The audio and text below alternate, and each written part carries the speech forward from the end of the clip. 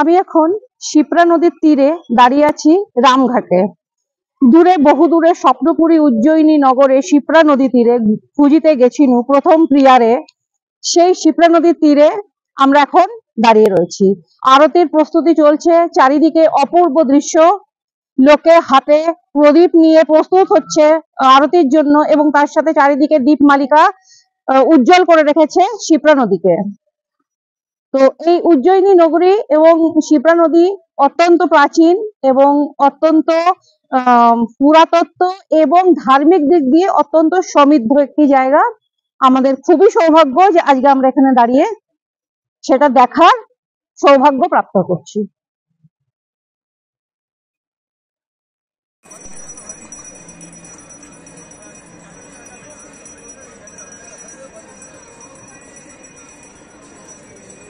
শিপ্রা নদীর তীরে শিপ্রা মূল মন্দিরে আরতি শুরু হচ্ছে। আমরা এখন সেই দৃশ্য দর্শন করব। ওপারে অনেক শ্রদ্ধালু হাতে প্রদীপ নিয়ে দীপ নিয়ে মা শিপ্রার আরতি করছেন। জয় মা শিপ্রা, জয় বাবা মহাকাল।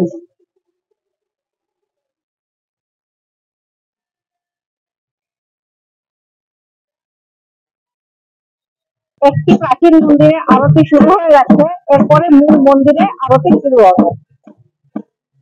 জয় বাবা মহাকাল, জয় মা হরসিদ্ধি, জয় বাবা চিন্তামন গণেশ, জয় লক্ষ্মী দেবী, জয় মা শিপ্রা, জয় সর্বদেব দেবী, জয় জয় সনাতন ধর্মের জয়।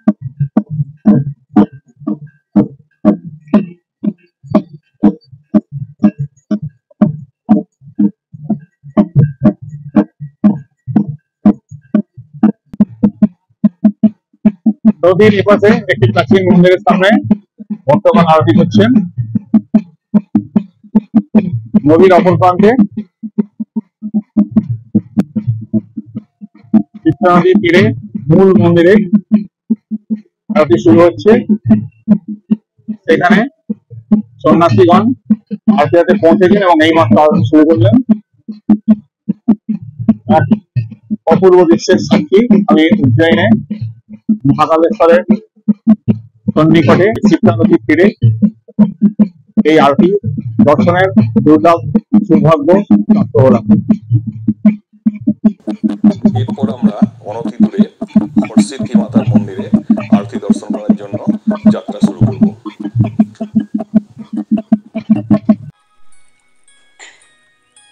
হরসিদ্ধি মাতা মন্দির প্রাঙ্গণ ও শ্রী কর্কটেশ্বর শিব মন্দির, তার ঠিক পাশে হরসিদ্ধি মাতা মন্দির। উল্টো দিকে শ্রী চিন্তাহরণ গণেশ মন্দির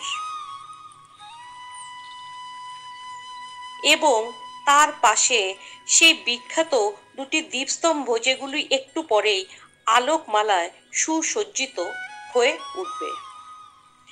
কিছু মানুষ এই দুটি স্তম্ভের প্রকোষ্ঠে তেল ও সলতে সাজিয়ে দিচ্ছেন।